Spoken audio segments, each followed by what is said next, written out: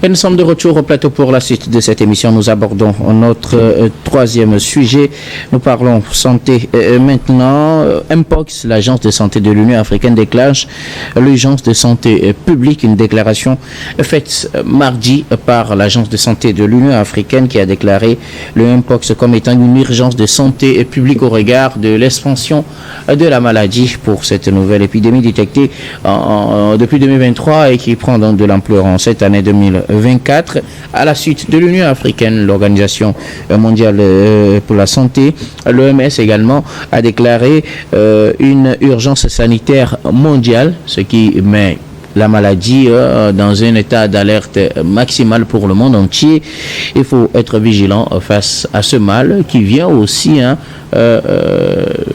semer de la peur comme c'était venu tout doucement avec Covid. On espère qu'on ne vivra pas une nouvelle épisode de Covid avec cette Mpox. Mais l'Union africaine a déclaré l'état d'urgence sanitaire, l'urgence sanitaire publique et l'Organisation mondiale de la santé. Aujourd'hui, l'urgence sanitaire mondiale face au Mpox. Nous en parlons avec nos invités. Je commence par vous, Adam Adrono. C'était apparu dans les années 70 en République démocratique du Congo. Entre-temps, on a pu éradiquer la maladie dans les années 80 avec un vaccin disponible, mais qui n'est pas aussi en grande quantité, aussi accessible qu'on puisse en avoir besoin avec cette nouvelle expansion qu'on connaît avec une forme beaucoup plus létale. L'OMS a déclaré, comme je le disais, l'urgence sanitaire mondiale face au Mpox. Oui, décidément, on n'est pas sorti de l'abri.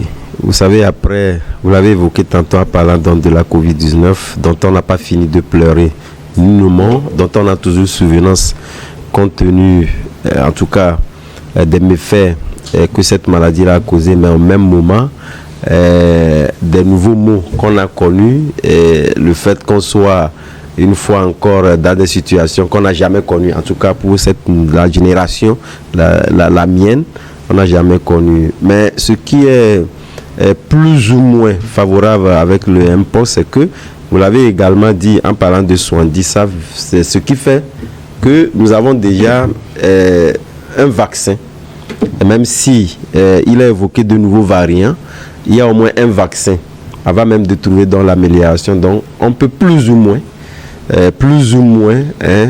s'en féliciter en parlant donc de cette différence avec le Covid où on était dans un saut dans un inconnu, dans un saut dans l'inconnu.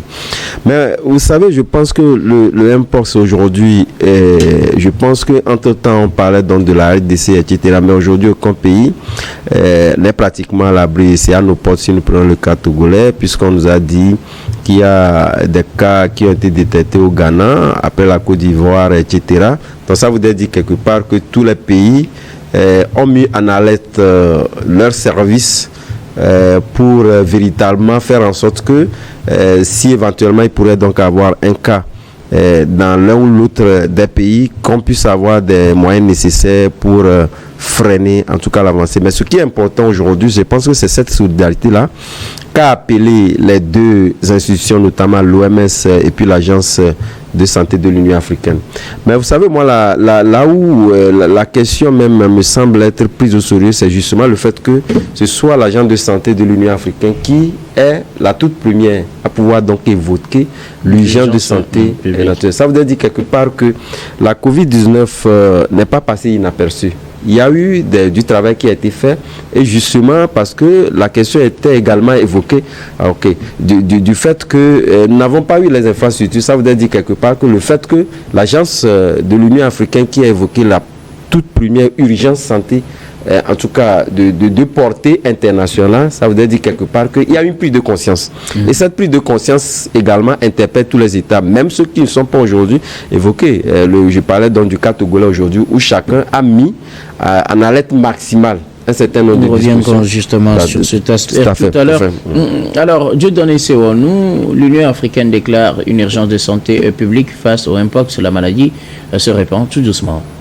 Oui, vous savez, je pense que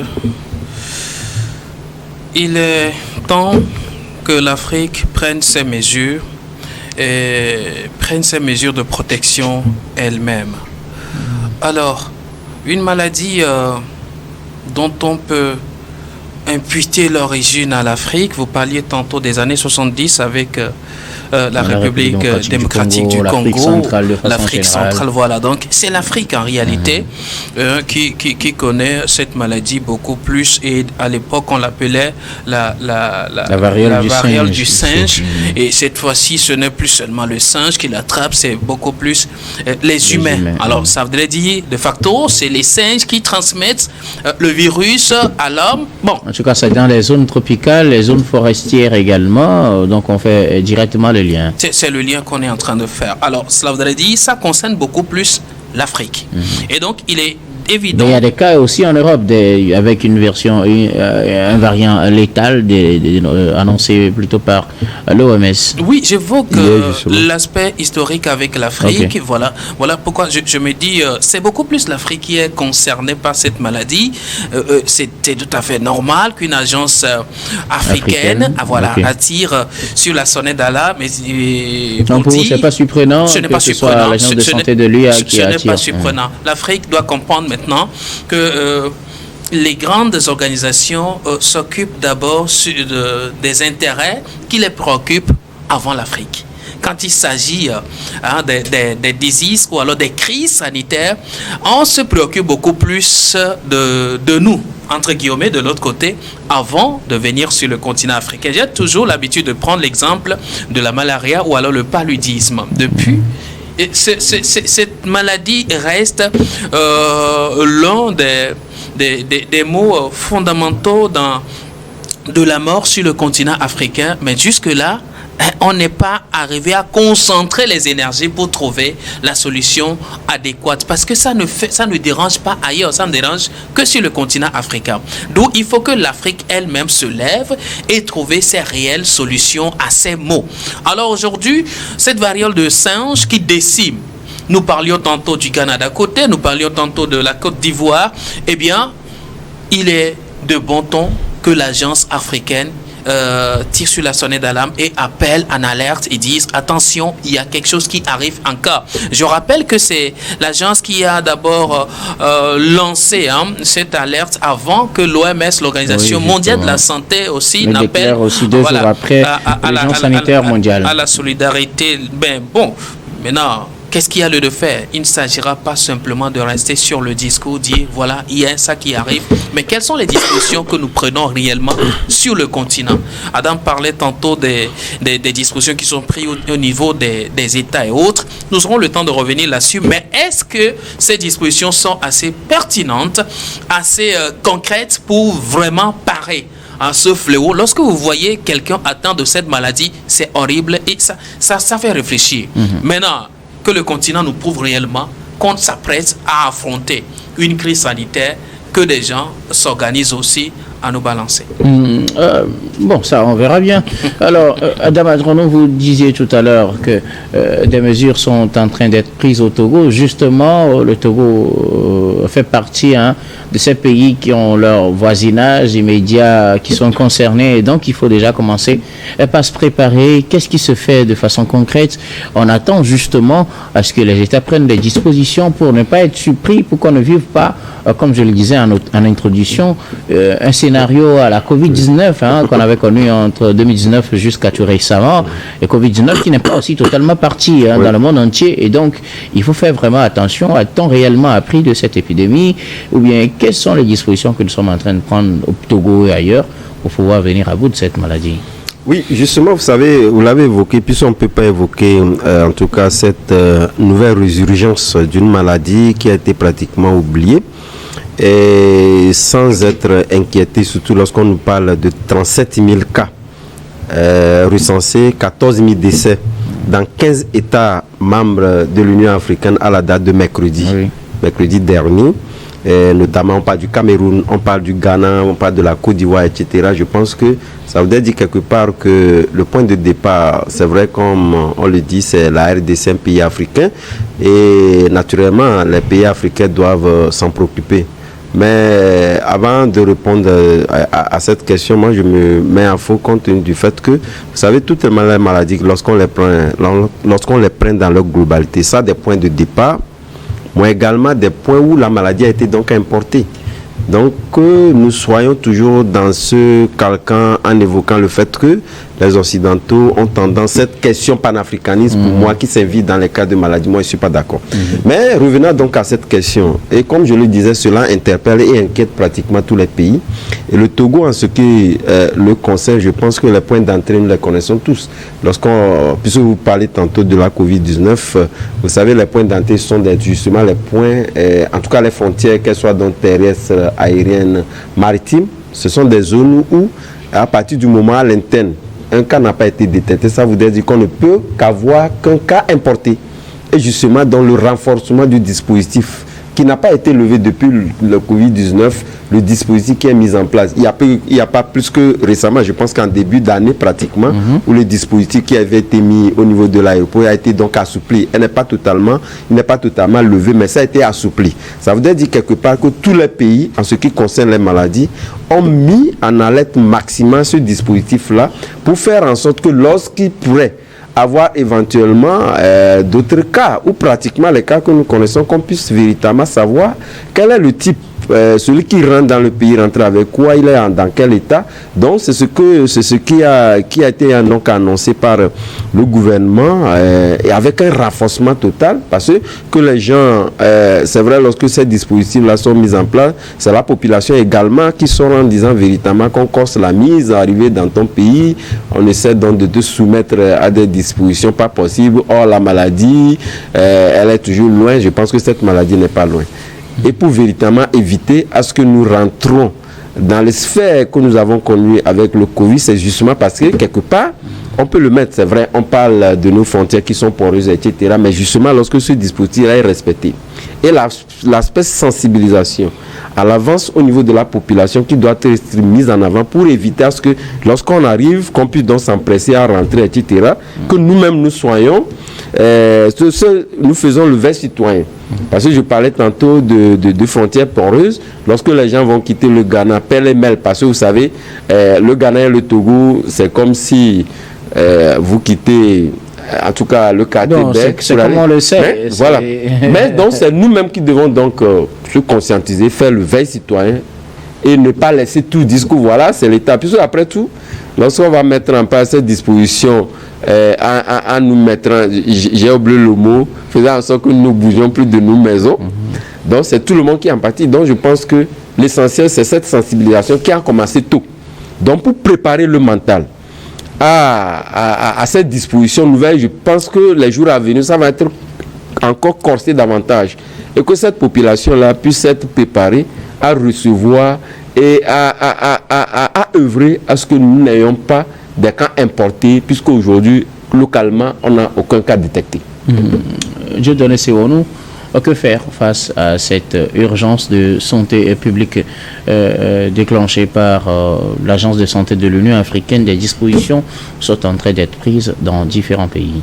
Oui, il faut de véritables dispositions. De ces dispositions, la réelle sensibilisation, la réelle pédagogie. Alors, Adam parlait tantôt des sensibilisations qui ont commencé déjà très tôt. Je ne sais pas ce qu'il met dans très tôt, mais moi je me dis il faut véritablement des sensibilisations et des pédagogies, parce que jusqu'à preuve du contraire, cette maladie, c'est nous en parlons ici à ce plateau.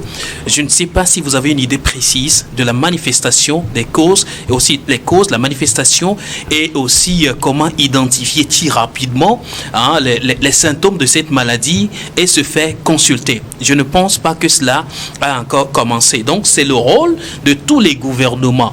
Bien que nous n'ayons pas encore des infrastructures sanitaires assez compétentes en place, ça, n'ayons pas le courage, ayons quand même le courage de le dire. Il faut partir aussi par des pédagogies, renseigner les gens sur l'existence de cette maladie, pas les effrayer. Nous avons vu de par le passé qu'au lieu de renseigner les gens sur la maladie, de faire de la véritable pédagogie sur de ces cas de crise, on a plutôt semé la panique au sein de la population, on a plutôt compressé cette population, on a plutôt compliqué la vie à la population. Il faut se réveiller très tôt avec de véritables pédagogies, de véritables sensibilisations jusqu'au tréfonds même de nos différents pays. Aujourd'hui, c'est nous qui parlons de la variole de singe ici, à Lomé, dans mon village. On ne sait pas ce que ça veut dire. Il faut commencer déjà par traduire cette maladie dans nos différentes langues locales, parce que nous parlons de singe. Après, ça va avec la brousse. Nous sommes en ville ici. Bon, vous savez, il y a beaucoup de choses à faire à ce niveau. Parlant de la sensibilisation, c'est la première étape pour pouvoir contrer cette maladie qui s'amène à grands pas. Nous parlons des milliers de cas de détectés et aussi des centaines de morts. C'est assez grand et cela doit interpeller. C'est le lieu maintenant que chaque politique des pays s'asseye, que ce soit, je parle de politique en termes d'opposition, en termes de pouvoir en place, que face à la crise sanitaire, il y a lieu de faire un front. Il y a lieu de mener sur la table des différentes stratégies à pouvoir utiliser pour mettre hors d'état de nuire de telles maladies qui déciment en grand nombre. Donc, renforcer les plateaux sanitaires, renforcer plutôt les équipements sanitaires. Nous avons vu avec admiration, la dernière fois, je prends l'exemple de mon pays, le Togo, l'arrivée de certaines dispositions sanitaires parlant des équipements en nombre important. Vivement que ces équipements soient utilisés à des fins, très humanitaires, humanistes, pour pouvoir contrer ces éventuels cas de disease ou alors ces éventuels cas de crise, pour ne plus être surpris de la situation comme nous l'avons vu de par le passé au cas de Covid-19. Tout le monde faisait sa communication, tout le monde disait ce qu'il pensait de la chose, et les députés faisaient leur communication, et les scientifiques faisaient leur communication, et les politiques également faisaient leur communication. On ne sait plus qui est qui, on ne sait plus qui dit quoi. Il faut commencer maintenant très tôt. Nous l'avons dit que des cas sont détectés, que ce soit au Ghana, à côté ici, que ce soit en Côte d'Ivoire. Et c'est des pays africains qui sont au cœur de cette maladie. Ceux-là qui ont la chance aujourd'hui, je ne dirais pas qui ont la chance, mais ceux-là qui n'ont pas pu détecter encore des cas en leur sein, doivent prendre en compte la mesure de la prévention, notamment la pédagogie et surtout la véritable sensibilisation. Je reviens encore là-dessus. Il faut que le message aille à toutes les couches. Oui, alors, rapidement, vous permettez que je donne, puisse Dieudonné a posé un réel problème. Comment arrive-t-on à savoir qu'il y a un cas de variole du singe? Comment cela quels sont les symptômes? Quels sont les moyens de transmission? Je ne sais pas si c'est à cela que vous voulez répondre. Ou si vous permettez que je fasse rapidement. Bon, allez-y alors. Non, pas exactement ça. Moi, je voulais réellement donc parler d'un cas qu'il a évoqué, le fait que au lieu de sensibiliser, on a plus rendu peur à la population. Vous prenez pas dans le cas de la Côte d'Ivoire aujourd'hui, par exemple, où on essaie véritablement d'évoquer les questions d'amende lorsque vous manipulez, par exemple, un animal sauvage, etc. Ça peut sembler dissuasif. Mais au même moment, je pense que ce sont des éléments qui permettent à la population de se ressaisir face à un mal qui est un inconnu pratiquement. Mais au même moment, je pense qu'on a évoqué le fait qu'aujourd'hui, on a besoin de 10 millions de doses de vaccination. On en a seulement 200 000. Mais en tout cas, ce vocable-là, nous ne voyons pas les pays véritablement dans se mobiliser pour qu'on atteigne rapidement ces 10 000 doses, ces 10 millions de doses. On attend que le mal atteigne un niveau d'abord avant de se mobiliser. C'est de ça réellement donc il s'agit. Donc je pense que donc on parle donc pour certains 455 morts, pour d'autres 14 1400 morts, et directement il faudrait quand même que tous les pays se mobilisent pour qu'on puisse véritablement donc freiner ce mal-là au lieu d'attendre à ce que ça puisse prendre des dispositions, ça puisse prendre de l'ampleur avant donc de se mobiliser, ce serait déjà trop tard. Merci beaucoup à vous pour vos contributions. On va rappeler rapidement les symptômes et les moyens de transmission de ces mpox avant de aller à un autre sujet. Il faut dire que la maladie se transmet ou les symptômes généralement à travers lesquels il faut reconnaître cette maladie, ou bien il faut déjà se mettre en état d'alerte. C'est la fièvre, c'est les courbatures comme d'habitude, la fatigue, les éruptions cutanées. Bon, on n'a pas voulu montrer d'image parce que les images seraient insupportables pour certains, des éruptions cutanées, et cela se transmet généralement pas de façon aéroportée à travers les grosses gouttelettes, les liquides corporels, les contacts physiques également, et les contacts indirects, les vêtements bêtement des personnes contaminées, ainsi de suite. Vous n'avez pas parlé de la prévention qui est mise en place aujourd'hui. On demande directement à la population de revenir avec, de porter toujours les cas chez pour éviter ce que vous avez dit. Effectivement, merci beaucoup. Nous allons marquer une nouvelle pause de transmission que le Covid-19. Voilà, nous allons marquer une nouvelle pause, puis on revient tout à l'heure pour la dernière partie de cette émission.